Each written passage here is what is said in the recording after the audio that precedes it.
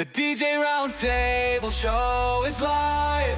It's the DJ Roundtable Show. Tell another DJ about the show. Please subscribe.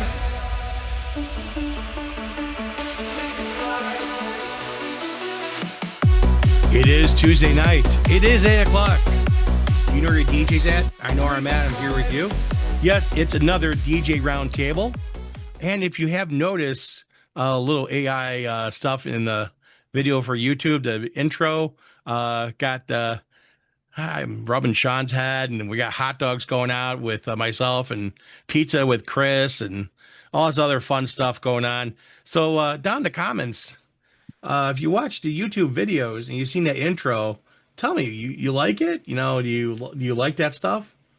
Again, I try to do stuff to have fun and have you guys enjoy what you're doing and what you're doing out there, and hopefully you're enjoying yourself here on a beautiful Tuesday night, relaxing, sitting back, having a either adult beverage or just you're having a can of Coke or Pepsi or RC, or maybe it's something else. Hopefully that you're enjoying yourself and you like everything like I said before. And Sean always got to go to the dark side of everything and always got to screw around. I gotta love him. Is that pudding? So with that said, if you're shrooms. Oh God, if you if you're watching this live over on Twitch, make sure you're following the Twitch channel. If you're not watching on Twitch and you're over on the tubes, over there on the lovely tubes, do me a favor and make sure you hit that. You guys ready? Make sure you hit the thumbs up button. Make sure you hit subscribe and then the bell icon. That is always helpful with everything because, we're trying to grow the channel. Tell another DJ about the show. Like I say in the song, or actually the song says. So make sure you do that. Share the show. Have some fun. And, of course, Sean's got to do dirty emojis, but, chocolate ice cream, now eggplants. If you're in the know, you're in the know, and that's Sean's mind. Now we got bananas. Oh God, I'm gonna throw hot dogs, hot dog in a hallway kind of thing. God, we try to keep things clean here. Try and keep things clean here, so that way kids can watch the show, and that's why I really work very hard on. And of course, we got a lot of DJs here tonight. Peaches. Oh God, you guys are getting worse and worse and worse. We have fun here on the show. Something I always love popping. Oh God. Anybody else? No, it's just us. All right. We're gonna have to do an R-rated version of this. Oh yeah. No. The YouTube gods, the algorithm gods, don't like foul language, and they really bury stuff. I'm buried enough way it is, and the algorithm doesn't like us. So make sure you get that thumbs up. It tells the algorithm that we're a good show. We're nice people. We got some great other people here that have some other things going on. First thing first, we got Joe over there. Don't forget he has audio visual theta, which is a cool little console. You can put your mixer in there, put a tablet in there, and have some fun doing a ceremony. We have also Dwayne Dixon, the host of Cue It Up, him and DJ Mikey Mike. And he always has a lot of great guests over there. On Thursday nights, they're tearing it up over there, giving a lot of information, and they're giving great thoughts. We have Chris from New York with his phone parties and golf, miniature golf. I got DJ Brentley up in Wisconsin. I got Sean from Wisconsin originally, now down in Georgia. And he's doing photo booths. So you can get a hold of him. Links down below. And I know he's working on some shows for his DJ Biz School. So that's going to be coming out soon for that. I know I'm bugging him and other people are bugging him. And also here in Chicago, it is allergy season. So excuse me. It's always fun. The fall. I don't know what is worse, fall or summer for me. I go back and forth in that. Yeah, I go back and forth. So if you see me sniffling or my voice doesn't sound 100%, it's just because of allergies. Gotta love it. Yeah, I can't wait for the snow to hit. The winter allergies here. Yeah, it is one of the fun parts about being in the Midwest. Trees are starting to turn, things are starting to turn. But you know what else is going on? A lot of weddings. Now, I actually was just talking to one of our friends of the show, and it actually has been on the show, Marty up in Canada, and he was talking about a wedding he had that he was not contracted for the ceremony. They had a musician that was contracted for it. And if my story is correct, and again, if I'm not correct, Marty, you can put it down in the chat if I'm wrong. Basically, the synopsis is the DJ was set up for the reception, and the ceremony itself was for the musician. The weather changed. Musician decided to leave, and there was no music for the ceremony. And he was also supposed to provide services for the ceremony, the musician, not the DJ. And the customer is now requesting a refund from the DJ for services they didn't provide because they were not contracted for it. Now, we were talking a little bit before this.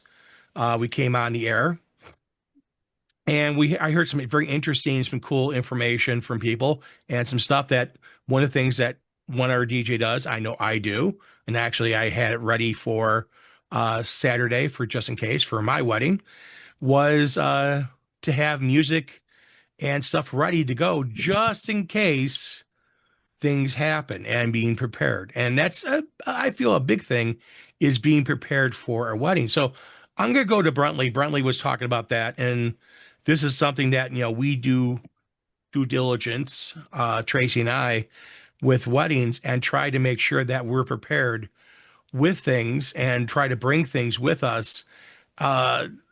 So explain the story that you just relayed to Marty before you came on, and tell everyone what happened, what transpired, and so forth. So I'm always prepared no matter what. And like you were saying, I over prepare at times. And if I'm the DJ for somebody's wedding, even though I'm not the DJ for the ceremony necessarily, which is kind of rare, but when it is, it's either A, at the church, and most couples don't ask me to go to the church. So that's an added bonus. But if I'm not doing it and they have musicians, I'm always prepared with their music. I will go through it with them just to make sure I have it. So if anything goes wrong with said musician, like getting up and leaving, I can get together with the bride, the groom, and the wedding party and everybody involved in the processional, get them in order. I'm be like, hey, I need 5 minutes now. Since I'm handling it, I have the music, but I want to cover it one more time with everybody to make sure I'm right, spot on for everything. Now, the other thing I'll do is if they have a ceremony musician is I will bring backup equipment just in case. And a couple weekends ago, I was DJing a wedding where they had a ceremony musician. And we've all heard it. Well, we've got somebody handling sound for the musician. And it was the bride's father. And so I was, obviously, you're going to be skeptical. Then I show up, and he's got an Evolve 50 out there, and I'm like, oh, you know what you're doing. And my next comment was, well, if you need anything or anything goes wrong, I've got an Everse 8 and my entire ceremony kit here just in case. And I've got their music. So if you need anything from me, just let me know, and I've got you covered. So end of the day, I'm packing up. The bride's father comes up to me and hands me a rather large tip with a note scribbled on paper. Thank you for everything you did for my daughter's day. And that was in addition to what his daughter and son-in-law had just given to me. But he knew I'd gone above and beyond. And the other added bonus was the venue owner saw that and walked right up to me afterwards, is like, hey, we don't see very many good DJs like you. Would you want to be on our preferred list? Do you care about traveling up here? And where I was at, it's an hour and 5 minutes away from my house. But I'm with what I'm with what I'm charging in this market for my base package, it's totally worth it. And most couples, like if you look at my Facebook page, most aren't getting my basic setup. And truth be told, there's a couple who haven't paid for my good setup, but at that point, I'm just going to use my good setup, make them drop their jaws a little bit like, oh, you shouldn't have, and give the appearance to everyone else that no one's paying for my bronze or basic setup. They're only going for my prettier setups. So when they go to book me, they know if they want me, they're going to have to basically grab one of my better packages to pique my interest to go with, be their DJ. And I'm not trying to sound, pretentious with that, but at the same time, none of us like working in wedding venues that are inadequate with poor staff or anything like that. And with my pricing structure, it's keeping me out of those venues that give all the headaches. I'm okay if I turn down weddings here and there, and part and parcel on, I DJ at clubs. So if I don't have a wedding, and from end of November, beginning of December, all the way through April, I am, knock on wood, still working. So, and some of the clubs I'm at would be more than happy to overpay me to give them a Saturday night or a Friday night during wedding season. So that's where my trade-off lies in. Other DJs may not have that same, oh, I can turn down a wedding. But like your friend was saying, he'd been contracted to do X, Y, and Z. So when he replies to them, he has to be like, I only agreed to this. This is what our contracting says. You can't hold me liable for not being prepared for that, even though any true professional wedding DJ is going to be fully prepared no matter what for L. Come hell or high water, we are ready to go, because the ones that are true professionals, we're not playing with somebody's day. We truly understand what that day means to each individual in that wedding, from the bride and groom to their grandparents. I mean, when you walk in, you see their big, tribute to their family. It means something. We have to treat it as such. Otherwise, like you were saying, excuse me, Sean. Sean was saying, a lot of these Wisconsin DJs are stuck in the 1980s. And when you brought that up, it brings up a really great fact. Wedding DJs, and maybe Nick Spinelli was the head spear of that publicly on social media, but more and more, the couples that are in their 20s now do not want anything to do with their parents' DJs, their brothers' DJs. They want a DJ who understands what the festivals are, the music from those fests, understands how to quick mix. So all of these DJs that are stuck in 1980, 1990, the Adam Sandler wedding singer era of BS, now are if they're unable to evolve, are getting phased out. So like you were saying, the ones up here that haven't progressed since the 80s, their days, are kind of numbered. And if, as wedding DJs, we don't keep current with the trends, music, and what makes couples tick, we become antiquated and phased out.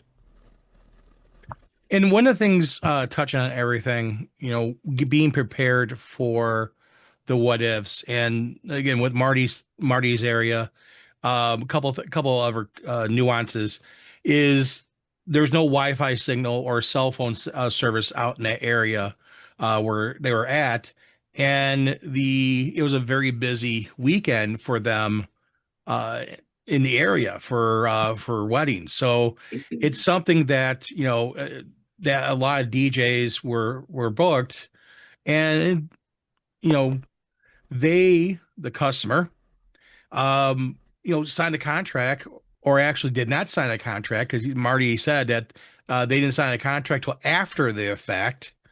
And I told him, I said, well, you should get a signed contract prior to the event. So one of the things when you're doing stuff with customers, you kind of have to stay on top of them. We just got a payment from a customer for an upcoming event, not until November. And Tracy right away said, "Hey, we received your payment, but we need to get the contract. I want the contract in my hand prior to the date." And the reason why is that a signed contract that you received electronically is an important thing.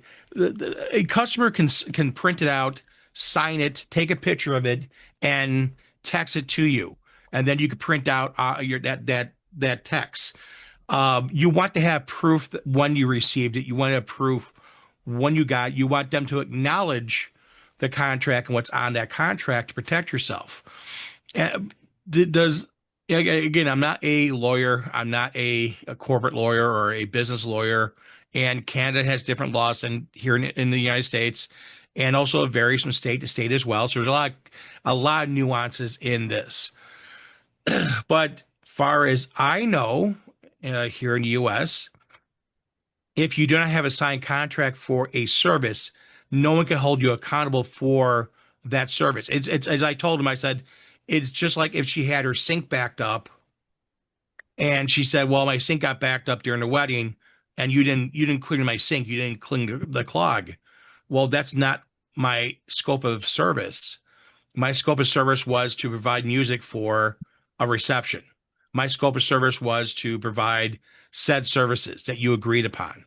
And that's one of the things that I feel also that, the customer, it sounds like she's looking for to blame someone. And unfortunately, um, she's trying to blame Marty. She's trying to blame the DJ. She's trying to blame people that had no control whatsoever over her ceremony. And that's one of the things like Brentley saying about backups. I'm going to go over to Sean. Sean, what about you for what do you do? Do you have a backup plan just in case someone shows up or doesn't show up? First of all, I'm not doing any event without a contract.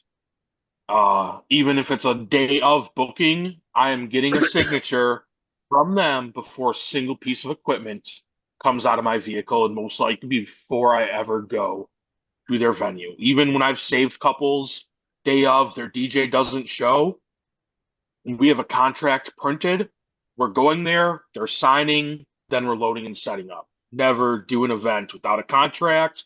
That is not only for your clients, that is to protect you. That is the most important thing that we can have is our contract.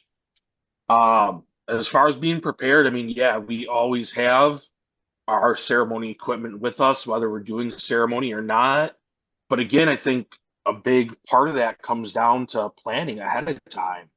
We're doing at least 2 meetings with each of our clients, and the ones where we're not booked for a ceremony, I'm double checking with them at both of those meetings. You have ceremony covered. You have microphones. You have music, everything they need. I'm going over at each of those meetings to make sure they're covered. And day of, I'm still going to have that backup equipment in there. So if I need to go throw up a speaker quick, I can do it. To me, that's part of being a professional DJ, is having that backup equipment with you. That's to me what differentiates us from the hobbyists, is being prepared and being ready for when those things arise. Now, am I going to do their ceremony for free? Maybe, maybe not. It depends how much I like them. But I'm going to definitely have the equipment there to save their day one way or another. And that's a true mark of someone who's been around for a while, but also having that contract signed is very, very important, because they're acknowledging what they're contracting you for and with and how much. Because this way they can't come on, well, you said you're going to charge me $700 for reception. You're charging me $1,700. That's not what we agreed upon. And, that's something right there that you have a signed contract. Well, you signed for, $1,700, not for $700. $700 is just for this or that. You signed for $1,700, whatever the total amount is. I'm just giving scenarios. And I've seen that, again, you turn on TV, you see People's Court, people suing on another person because you told me this. And over and over again, in not only in the show, but a lawyer will tell you, and a lawyer has told me, without a signed contract, that person doesn't have a leg to stand on to go against you, saying that you didn't provide services. If your contract says you're going to do X, Y, and Z, that's the important part, and that's the stuff that you have the contract for. Even when you do photo booth, like I know you get the photo booth and you do corporate gigs and stuff like that, you still have a signed contract for even for photo booth going out. Yeah. We don't do any type of event. Even my bar gigs. I don't do bar gigs much anymore just because they don't pay enough down here in Georgia. But even when we were doing bar gigs, we ran like music bingo, trivia. We would have contracts for a specific number of dates, whether it's a one-off event or if they're booking our bingo, we required like 6 dates minimum to book our bingo we were running. We had signed contracts stating that with repercussions if they canceled early on us. So I mean, every aspect of your business, no matter the event you're doing, what type of thing you're doing, having a contract protects you. It helps Yeah. you. It makes sure you get paid. I mean, every aspect of this industry, you should have a contract. I don't care what you're doing. Yeah, and that to me again is a very, very important thing to have and a very important aspect of your business. If you're a business owner, I'll give you an example. This past weekend, when I was talking to um, the wedding coordinator, she was telling me about a wedding she did that the DJ had one setup and had to move the speaker from ceremony over to cocktail and then take that speaker over to the main setup. Not have enough equipment, not being prepared. And that to me is a crucial part that if you contract for something, you're going to have me in multiple areas. You want to make sure you can execute that with proper equipment. And if you have to invest some more money into your business to get some additional gear, you have to. We all want to look at upgrades. We all want to look at adding additional services, but also we want to make sure if we're providing services, we can do the right thing. Even you get an extra speaker that, hey, the speaker I'm using for ceremony, the other speaker for cocktails there. I could then take the speaker for ceremony and put it into the main system. Cocktails running. I'm not trying to hop back and forth just between two speakers. And that's something that you have to look at and decide if that's the kind of things that you do a lot. If you're doing a lot of like parties, birthday parties, that you're just doing single setups, is it good to have an extra speaker? Yes, because all of a sudden the couple comes to you and goes, or the birthday girl or the birthday boy or whoever, hey, you know what? I want a speaker outside in the hall because the bar is out there. People are congregating outside in the hallway. I want music out there. Well, I'm going to charge you for it. Okay, no problem. And you put the speaker out there. Now you're a hero, but you're prepared for that. And it's little things like that that will get you noticed, like Brentley had with the venue owner coming up to him saying, hey, you're an amazing DJ for doing this and having this stuff ready. I want you on my preferred vendor list. And that really shows that you're very prepared. I got one more real quick, buddy. Go ahead. Go ahead. Talking about you asked about corporate clients. This actually came up in one of our photo booth groups. Somebody was booking a corporate gig, and they wanted to use their contract, and they wanted to do a net 60 pay terms. This was a newer booth operator. They're not familiar, obviously, with like running net 60s, and had never had where a corporation wants to use their own contract. One, that's not uncommon for big corporations to have their own contracts. Also, net 60s for big corporations, again, are not uncommon.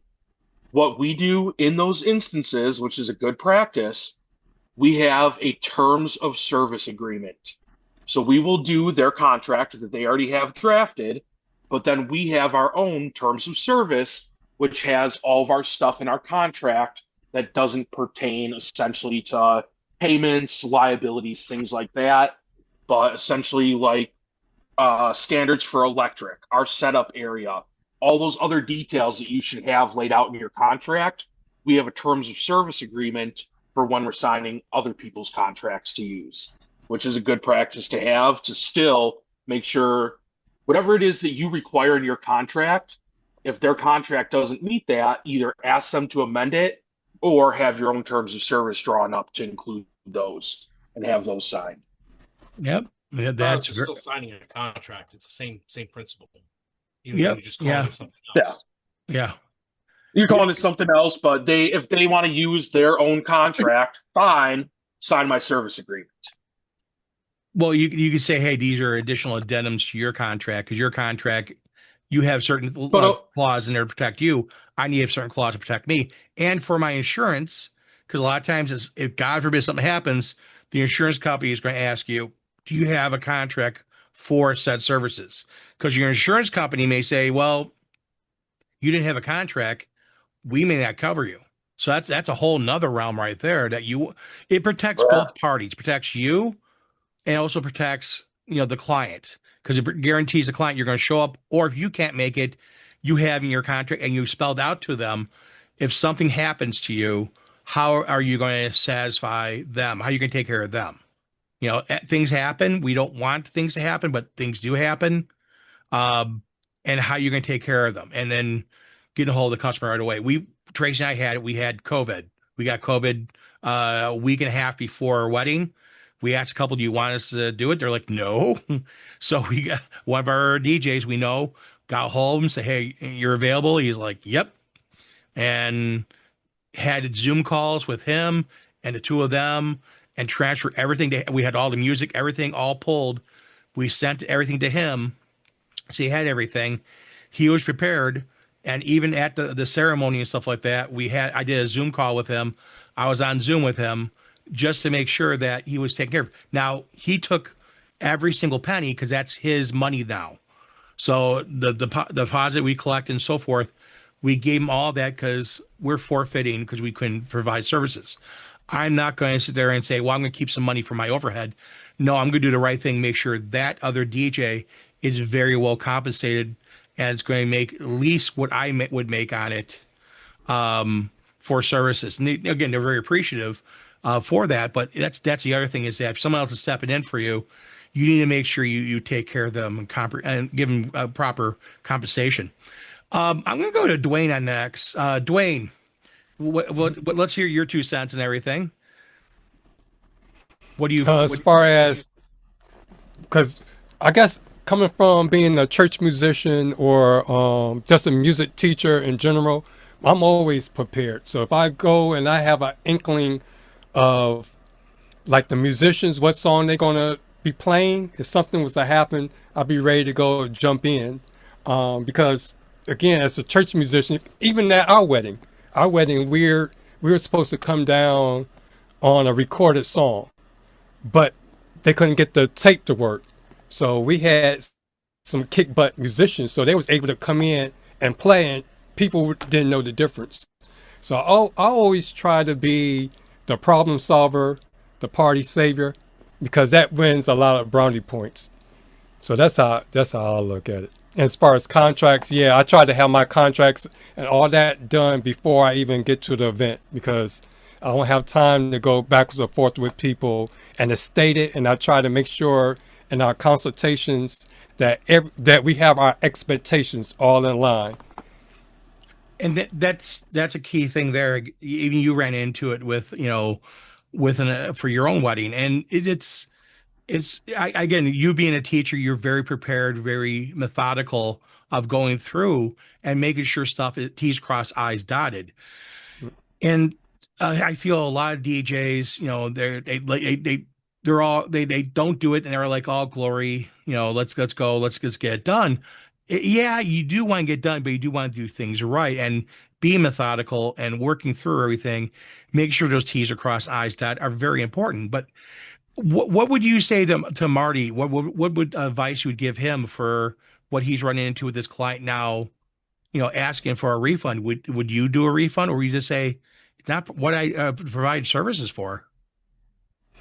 From what I heard, I wouldn't, because I'm the musician and I did what I was supposed to do. But at the same time, was he the one that said that he partners with a musician sometimes, or? He said there Because was I a wasn't musician, sure. he said there was a musician there that was contracted for the ceremony.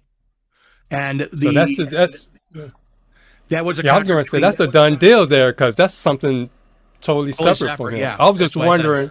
Yeah, I was just wondering if he was the one that kind of like you're guilty by association. So since they couldn't get at him, at them, they was trying to get at him. But as You, far as the contract, if y'all got an agreement, that's you all over there, not it him. has nothing to do with me.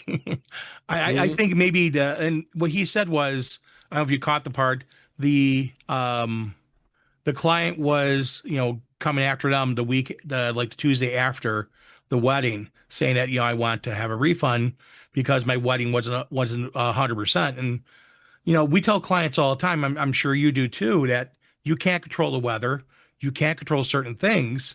And the stuff you can control is, basically yourself, and you can control your other half for a wedding, or you can control only certain people because they're going to listen to you. It's kind of like anything else. It's up to the whim of everyone else there. Plus, again, weather, you can't control that. You can't say it's going to be 72 degrees, partly cloudy, it's not going to drop a rain in the sky. You never know. You prepare for the worst, you hope for the best, and you make sure that you're prepared for those what ifs, kind of like Bruntley said, having extra gear and talking to the client and getting, what music they're doing for the ceremony.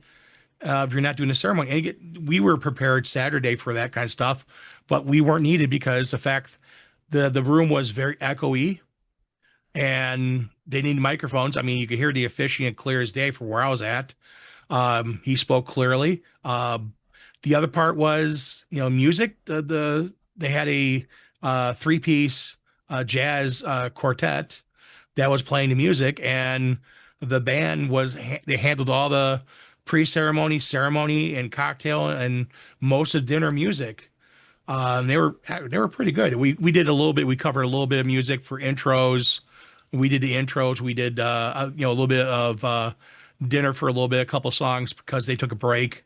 They take a 10-minute break every hour, but just where their break fell and stuff like that, it was during intros, so they had their break during intros. It was perfect for them. It was perfect timing. Tracy really worked very heavily with the band to make sure we were all on the same page. Which, again, yourself as a band member, probably would appreciate like that. If you're the band leader, that exactly what's happening, you're on the same page as someone else, and that's the other part. This person providing music just get up and leaving because of bad weather. I understand that, and you don't want to ruin equipment. Doesn't matter if it's a guitar or a violin or a speaker or whatever, but you also need to explain why, and you need to provide services. You need to talk to people and partner with people, even people you haven't met. If you have a photographer walk up to you and you're part of a band, or even the DJ, and they're talking to you, and all of a sudden the photographer leaves, you kind of want to have a rapport with them and find out why they're leaving.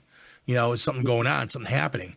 But Yeah, but I was going to also say that's why it's important that you stipulate that clearly in your contract about the weather and things that's beyond your control. So there's no ifs, ands, or buts because anybody can sue anybody. But when you get into the court of law, they're going to ask, did you provide reasonable judgment and service? So if you can show that and then show that in your contract, then you have nothing to worry about. in small claims court, you don't get into the really deep with lawyers unless you're going after like tens of thousands or hundreds of thousands of dollars. But even in small claims court, the judge is going to look at it and go, is there merit for this case? Does this case proceed? And is there, merit for the procedure? And if you show to a judge that, you were prepared, you were ready, you had in your contract that if inclement weather happens, you need to move to make sure that no one gets hurt because we're around electricity, or your equipment doesn't get damaged, and you try and provide after the rain came through or whatever services to go back there and do everything, and you could not provide it because the area was covered in mud or whatever. You tried to give, you try to do due diligence, but also you tried to provide services, but could not because of set circumstances. then you're pretty well protected. But if you just said, hey, you threw your hands up in the air, grabbed your stuff, threw it in the back of your vehicle, and took off, well, they're going to say no. You just can't just take off like that. The did he say how was the bride doing the whole thing? Because sometimes things will happen, but they'll be fine with it, and then a couple of days later, I guess after they talk to their friends or something don't go right, now they want to complain, but they didn't try to handle it when everybody was there. I don't know. I didn't ask that. I guess we can find out probably later, but that would be a good question. Yeah. How was the bride's demeanor? If the mother of the bride or groom hired this musician, it's basically, it's between them, right? So the mother's just looking for somebody to blame. So the bride is kind of out of it. Oh, I don't know what to do, Mom. You're the one that hired this person. And that's the other part. Who hired who? Who signed the contract? Who paid for who? Now, if the contract is signed by, so Joe, I hired Joe to DJ my wedding. I don't sign the contract. My dog signs the contract. My dog pays. Cool dog. But Tulip pays and Tulip signed the contract. Well, the contract's between Tulip and Joe, not between myself and Joe. I can ask Joe questions. Joe is going to try and bend over backwards to help me because he's a professional, but legally, he has nothing to do with me. Now, again, a proper business person is going to try and take care of me, even though I'm an indirect client, and ultimately it's my wedding, but the contract is with Tulip. She's the one paying it, and she's the one that actually has control. Now, if she says, hey, I want you to play this song at this time, and I'm like, no, I want this song, then Joe has to figure out who signed the contract. They win, they override. And that's the hard part. I start getting into the legal weeds and stuff like that. And then, again, this is a great topic for a lawyer to do.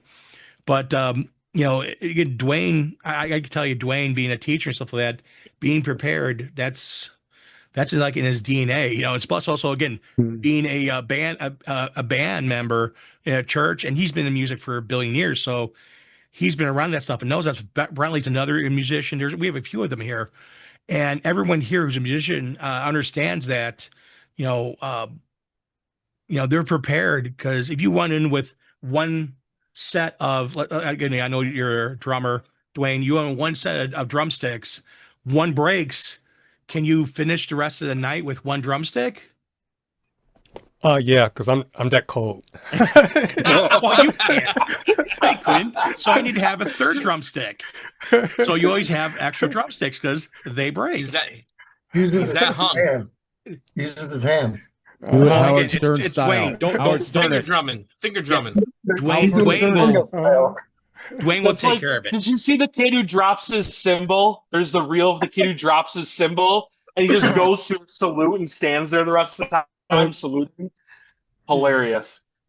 Yeah, I've had my share of all of this. So, Joe, what about you? Let's get your 2 cents on this with the yeah, be prepared and so forth. I totally agree about the contract. One thing that I do is I do sit down with my bride and grooms, the client. I said, are you going to have a ceremony? Yes. Am I going to be providing the ceremony? Yes. Then I'll go ahead and say, okay, I'll make an arrangement. This is a separate system. It's located might be in a different venue. It might be in a park somewhere, and you're over here at a venue. So that's one of the reasons I designed that system, so I can have something small, compact, and move it. The other thing is sometimes they'll say, no, we have somebody providing the music and the system. Okay, not a problem. But let me just be, plan B. Let's look forward. I'm going to go ahead. Just let me know what music you want for your ceremony, just in case this musician, for some reason, doesn't show up. I can do that for you.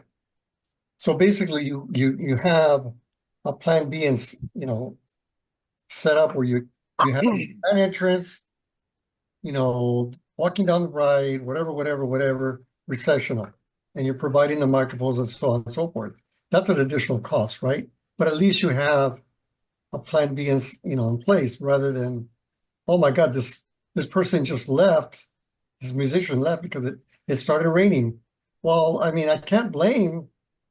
That's something that basically you need to move inside, and the venue needs to compensate for that, right? Because they're totally responsible for providing that venue. So if the event has to go inside, then everybody has to go inside. If it's outdoors, it's a different story. But for the most part, it's basically in your contract exactly what you're providing. You have a signed contract from the client as well as yourself. So you're in agreement. These are the services we're providing, and yada, yada, yada. And that's that. I had an incident where I provided the ceremony system 2 weeks ago at a venue.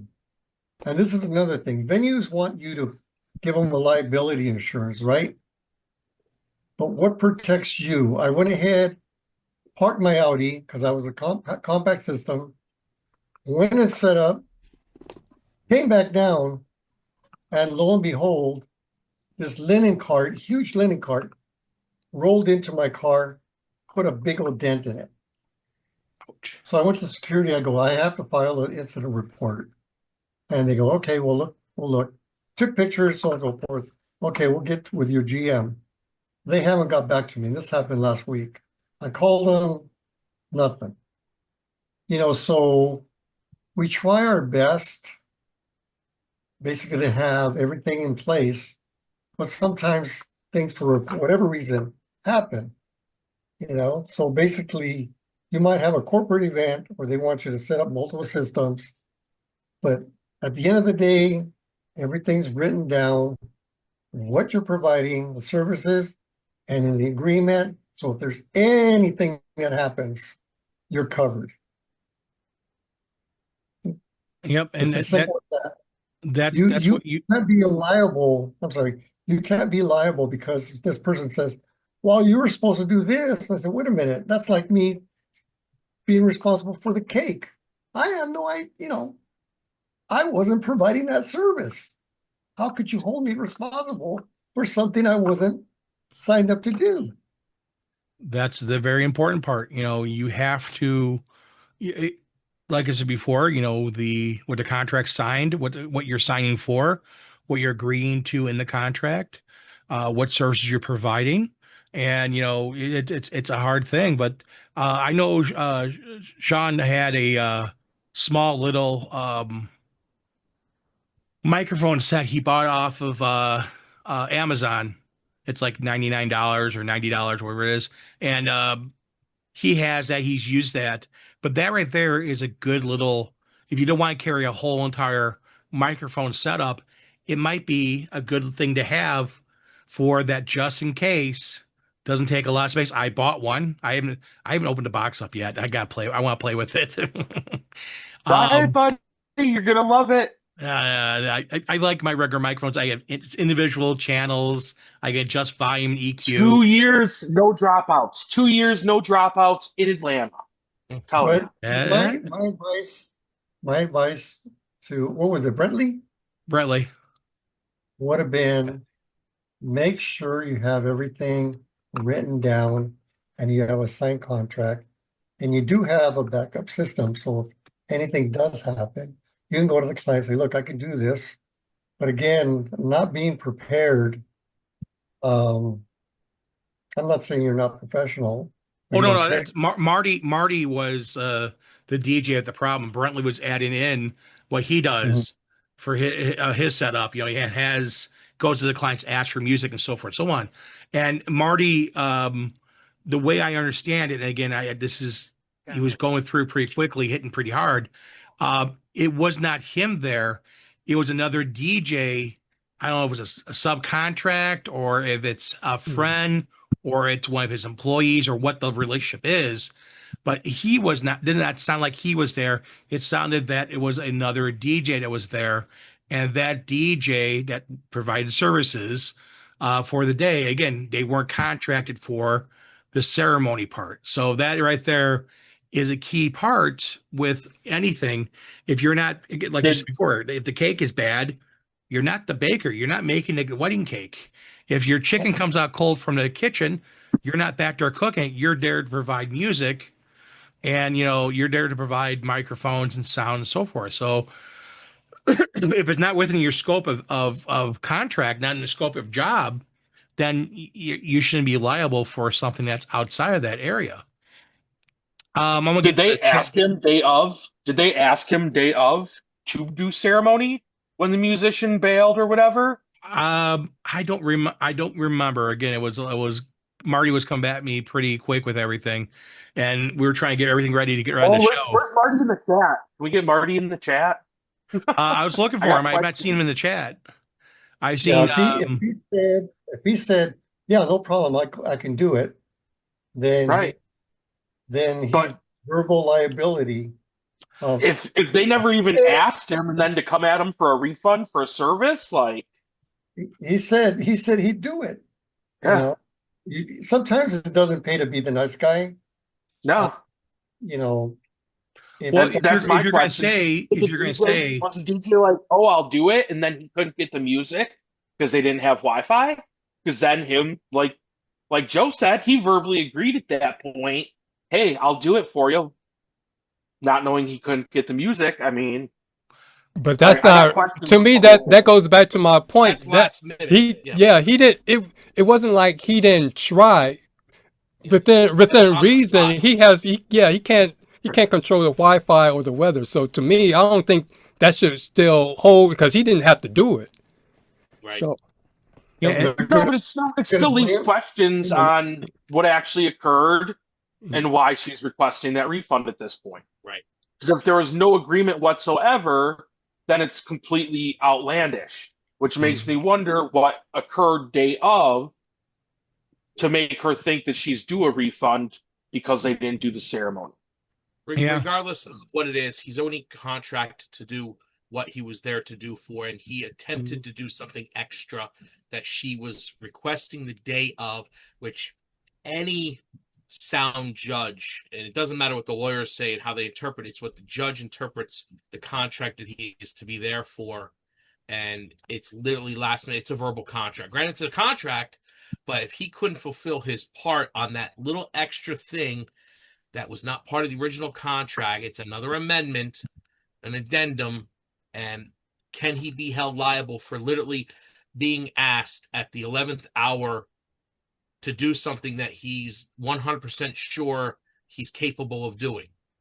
The question would be, did he have reasonable would he offer reasonable services, and was it reasonably within his realm to do? Right. And again, you don't have the music because you weren't contracted for it. Now again, Brentley is doing forethought and saying, hey, give me the songs that you're thinking of. I can have them just in case. That's prep work.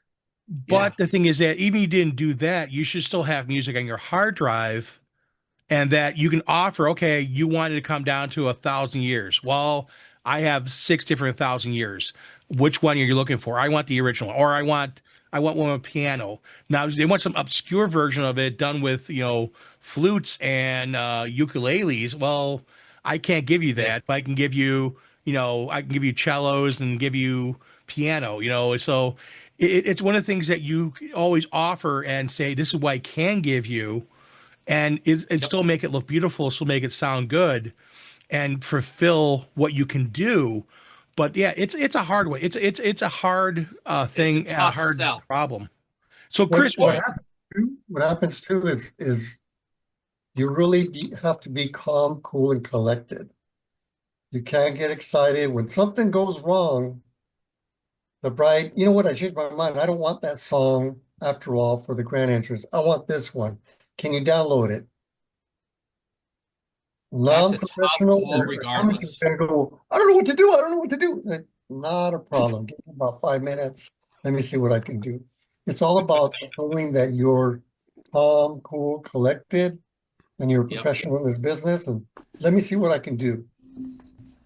what I would do is call Dwayne up and ask Dwayne, are you near your office? I need you to play music over my phone and have him play play it on like keyboard or guitar. Say, hey, I need an acoustic guitar version of I want it that way. Can you do it really quickly for this wedding?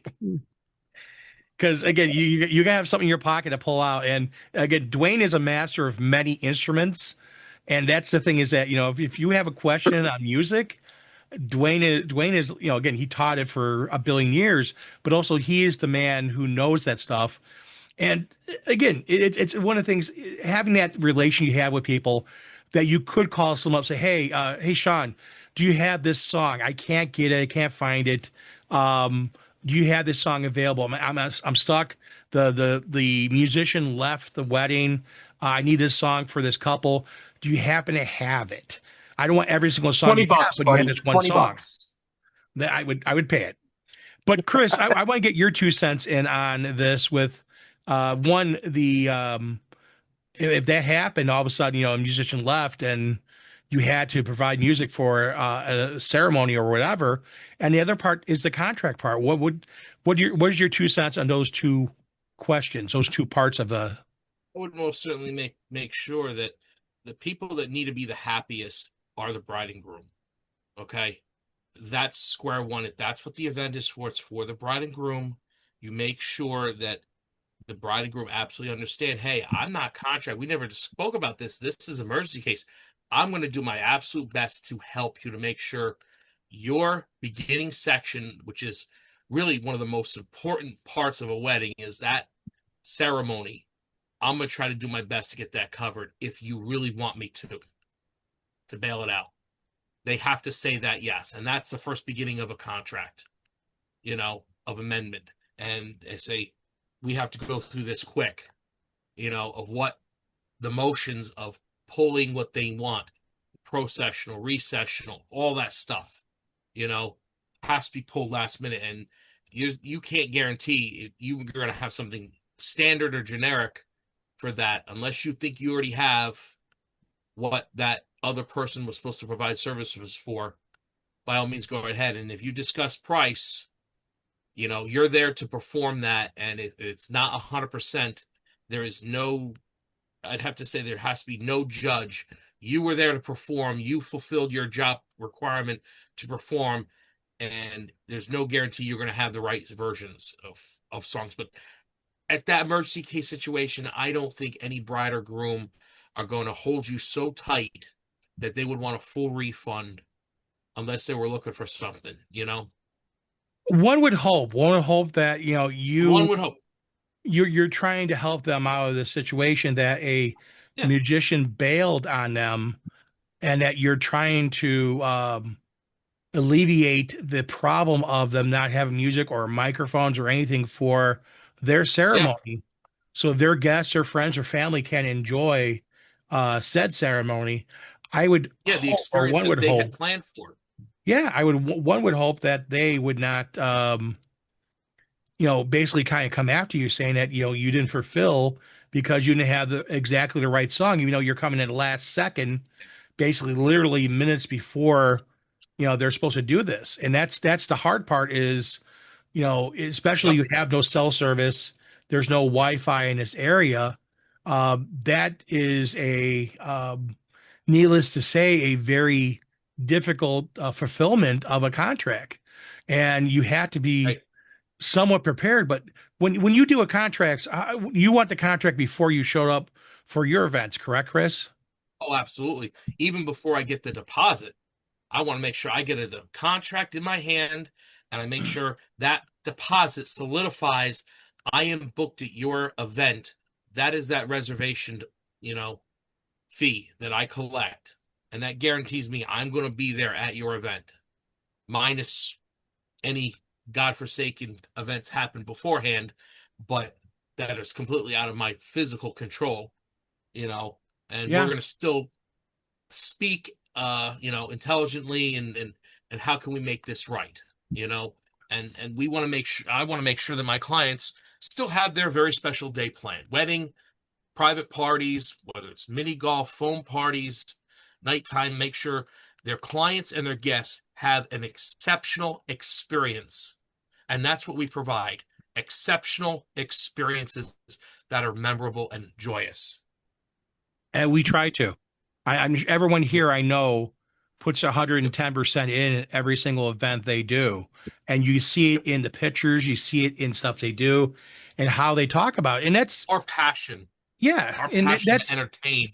that's why we do this show is to share things that happen to people and what would we do and some of the things that hopefully this helps Marty a little bit, for next time, but also it reinforces him that, I, again, I don't know Canadian law. I'm not a lawyer. I don't know Yeah. what a judge would say in another jurisdiction. I would hope it would be the same as here because, again, we share a lot of the same things. And I would hope that small claims court in Canada, if they have that, would probably maybe say, no, this is not something that, Marty's company could not, do because he wasn't contracted for it. I would hope that. And I don't know. I'm not a lawyer. I don't play one on Yeah, TV. there's nothing that So he could have fulfilled on his legal obligations besides him physically being there and doing what his original contract was there for, because prepping for a ceremony, that's what it is. He had no prep time to guarantee he could have provided what his services would be an exceptional experience. You know yeah, what happens sometimes is you might have a client where their parents, like the mom, is paying for everything. And they hire the DJ, they hire, the musicians, they hire everything, right? Because the bride and groom says, I got it, don't worry about it, don't worry about it. So the bride and groom is kind of like out of the picture. But we have to be They're never out of the picture. It's their day. And if they have a parent or a parent-in-law or future parent-in-law that wants to be, the gorilla of the room and take control of things, you got to establish right from the beginning when you sign that contract and know who, when the bride and groom hire you or the wedding planner hire you, who has actual overall say and who has the hierarchy. Well, let's just say the scenario is Right. the bride's mom hired the musician and hired the DJ. Right. The bride and groom are out of the picture. The musician walks Who's the out. wedding truly for? Who you think That's the question. I would have to, in my book, that's the question I would have to ask. Yeah. well, and again, I'm sure many of us legally, think almost the same way. legally, Joe, the contract is between the DJ and whomever signed that contract and paid that deposit. Legally, it's Right. them, and that's why it's important to get a signed contract back as soon as possible. But you have to go to the other part of it is that legally you got to do that. Ultimately, it's the bride and groom's wedding day, so you want to make sure you take care of them. It's kind of a hard thing. Yeah, sometimes we've all run into a parent who's trying to do the best for their child, but sometimes they're trying, I don't know, relive their wedding through them or trying to make sure they don't someone's trying to dupe them. Tracy and I've run into that with some parents being overbearing. And it's sometimes we can work through that and talk them off the ledge to parents, and they have confidence in us. And sometimes we will walk away saying that you're overcomplicating this event for your child, and you don't want to do that.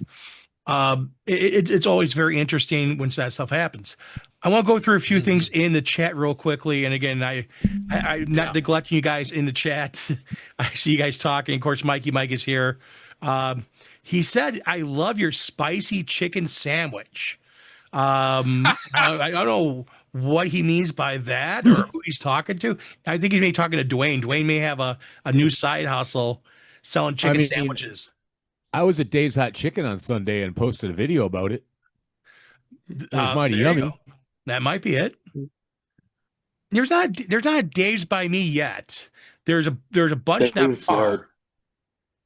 Yeah, they're not far. Well, they're like, the one closest to me is like I have to go to Rochester or Madison. Oh, so Dells has a Dave's, and I had to run a couple errands on Sunday in Rochester.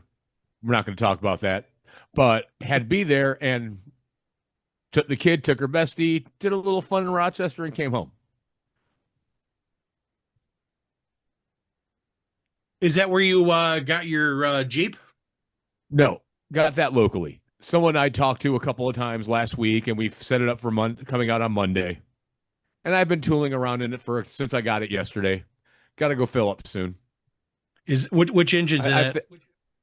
What is it? The 6? I can't remember. I know the specs. I wrote it all down this morning. Is it 3.6 liter Pentastar or a 4-liter inline 6? It's a 4-liter. 4-liter inline That's 6. What I okay, remember. that's the engine. That's the engine you want. It's a 4-liter inline 6. That's the bulletproof Jeep engine. Oh, it's wonderful. This thing is so much fun. Yeah, and it's got a great lift kit. I've got like 3 inches plus 22-inch tires on this thing. It's gargantuan. So Brentley can sit next to tractor trailers and look into the cab and wave. There you go. What else we got going here? Mike said, I did a wedding this past weekend. The couple wanted 70s, 80s, and some Pitbull, and that was it.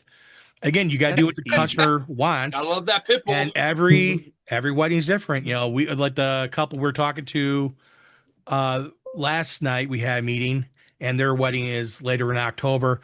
The bride said, "I love Pitbull, so the more Pitbull, the better." You know, and it's like, hey, okay, we take those notes down. Will I play all Pitbull all night? No, but I put a few songs in there, sure. And again, that's one of the things talking to the client, even day of. Like Saturday, the bride heard a Taylor Swift song. She's like, yeah, that's one and only Taylor Swift song that's there. Don't add any more Taylor Swift songs. I'm like, okay, that's fine. You know, some people like an artist or don't like an artist. It's their wedding day, so I want to make sure to do exactly what. Why do you have Minecraft on behind you? That love of chicken, baby. Who wanted that one up? Oh, God. As we're talking about spicy chickens, and here's that Steve's spicy chicken. Mike said $700 for a wedding is from the 70s. Unfortunately, I know DJs out there. Come on up to Wisconsin.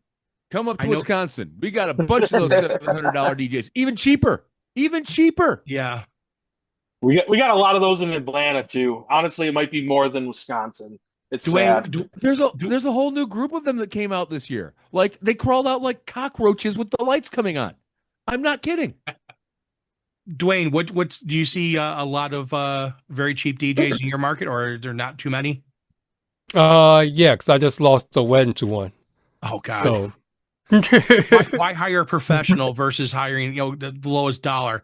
And Joe, I know in California, LA, you've probably seen the cheap DJs, the $300, $400, or I play for beer. Beer money, gas money nowadays. The way I look at it, your time is so valuable. And those DJs, if a client wants to hire somebody like that, not a problem. God bless them. So there's this virtually it going on. There's thousands of parties because I'm basically in LA, right? You know, at any given place. I can't be in more than one place at one time. But again, we really have to decide on our clients what we want and what event we want to partake. Does it sound talking to the client? Does this client sound demanding? Are they going to take up a lot of your time? Walk away. It's not worth it. Yep. Is it an easy peasy, process in place? I've got the event planner. I can send it to them. You basically do the online consultation. You show them what steps to fill it out, and they're good with it. They fill it out, a month before, make sure everything's done. A week before, I have to have it finalized. Please do not update it till last day. I have to have everything a week before. But again, in any industry, there's always going to be a bottom feeder. There's a DJ, anybody for anybody. But if it's a client that takes their event seriously and they want to basically have those memories, lifetime memories, that's where you hire a pro. That's right. You can walk them through those steps. And I can tell you how many people, mothers, fathers, brides, grooms, that called me and talked to several other DJs. And after speaking with me, they say, you know what, we want to hire you. And I ask them why. He says, because you're the most knowledgeable person that we've spoken to. And that's the bottom line. Yeah, and So that's being professional. you, they're willing to pay that extra money. You know what, our budget was 1,000, but now, you know what, we'll go up to 17, 1,800. It's all about selling yourself, That's your right. value, Have confidence. your confidence. So you're always going to have these bottom feeders, and hey, not a problem. Go ahead. That's not I've my said client. I've said it before. The question is, do you want to be Walmart or do you want to be Von Maur? Do you want to be Target or do you want to be Macy's? Do you want to be the special boutique that people come to you because the fact that you're going to satisfy them, or you're trying to be, the end all be all to everyone? The funny thing is, if you really think about it, McDonald's is the largest steakhouse you can think Are of. you Chuck E. Cheese or are you going to Disneyland? There you go. Do you want Chuck E. Well, I Cheese? mean, right now, the way the industry is, and I'm sure that it's affected everyone, is we have a lot of last minute bookings coming through. People are calling you a month before their event. You go, what happened? Says, well, we left the DJ, or we decided to get married, or we're basically doing this last minute. Last minute. So the planning, those 2 or 3 years that used to transpire, are out the door. People basically. Here's what I think that's changing that. And that's a good point, Joe, is that these last minute bookings, I think people are now getting into learning about how to book events and not just doing basic research. They're using AI and they're realizing an AI can help them program an event and exactly who to call and how soon and how quickly they can get things done. And they're realizing an AI knows exactly what needs to be booked when, and they can crunch that time down to make it efficient for the client. Call the venue first, get that booked. Call the caterer, get that booked. If the venue doesn't have catering, call the DJ, call the florist afterwards. You get those invitations out. We got these 4 or 5 things squared away. You don't need 500 different companies doing a job when the AI already has a list for you. Yeah, but AI is not always right. AI, it makes a lot of mistakes, and you have to. But you got. I just got my first booking from ChatGPT. Literally yesterday, all right. Client went to ChatGPT, asked him who they should book for a photo booth. Number one, ChatGPT, thank you, shout out. Go. So the AI overlords gave Sean money. Ended up being an $1,100 photo booth booking for 10 days from now. Now the you're AI overlords give money. ChatGPT for that $20 a month, right? I don't even pay ChatGPT. I use the free version. So all these clients are basically, they have the Amazon mentality. Yeah. I'll just order it and be done with it. I don't want to waste any time. I don't want to waste any time. We as businesses need to conform to that. That is it's instant gratification. Process, easy peasy. The more complicated it is, I guarantee you that person is not going to book you. Well, that's how when we use our systems of our CRM, and I'm sure we're all pretty much now using a CRM or integrating some type of very easy, simplified process. Go online, click book, give the dates. Okay, here it is. Bum, bum, bum. 5 or 6 easy questions. Send me contract. Send email back to confirm. Send deposit. We're done. Yep. That's this generation. Yep. They just want basically. What is your okay? They want to make things less complicated, and absolutely, I agree with them on it. That's not a bad thing. A couple of things also left in the chat here. Andy, hey Andy, what's going on? That is Mike James' son. Always glad to see you stopping by here. The thing, my dad, he would always had a large setup, and depending on what the event was and what the client wanted from him, I knew what I know, but also had a small setup, obviously for small events like birthday parties or small events, right? That he had been hired for. So his dad had multiple setups. Mike, he had a couple of setups. You're over in overtime too. LOL. Yeah. Well, again, we started a little bit late too. So, I'm allowing a few extra minutes, but no, we're not going to go for 4 hours. Uh, I love Dwayne and Mike, but they have the longest show. We have the shorter show. But Andy, yeah, your dad had a couple different setups, and that again, that to me, a DJ should have more than one speaker setup. I know everyone here has more than one speaker setup because when Dwayne had that huge wedding or a huge party, he had multiple speakers set up. I know Sean has done it. I know Brentley has done it. You know, he's done multiple setups when especially he's on a couple of venues he's at. Joe, I've seen his setups. He has multiple. Chris has multiple. Everyone here has multiple, and that's a good thing. We're prepared for those what ifs. And these are all DJs who are prepared. And if you're not prepared out there to DJ, put down in the comments. Why aren't you prepared? Why do you feel that one set of speakers is good enough or whatever? If you disagree with us on the contract, put it down below. Tell us why you should not have a contract, or you just if is the bride right? Should she get a refund back from our friend Marty for not providing music that he wasn't contracted for? Marty, keep your money. Yeah, I definitely say that. But again, you disagree with us, put it down below. And by the way, let us know why too. Yeah, let us know why. Please give us good details. Elaborate. So to take us out tonight, I'm going to go to Chris. Chris, you want to take us out for this beautiful show so we're not going too far into overtime?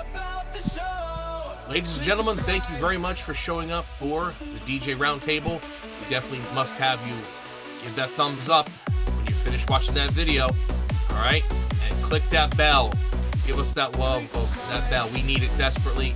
And, of course, share it with everyone out there. We'll catch everyone all next week. Later. Good night, everyone. Good night.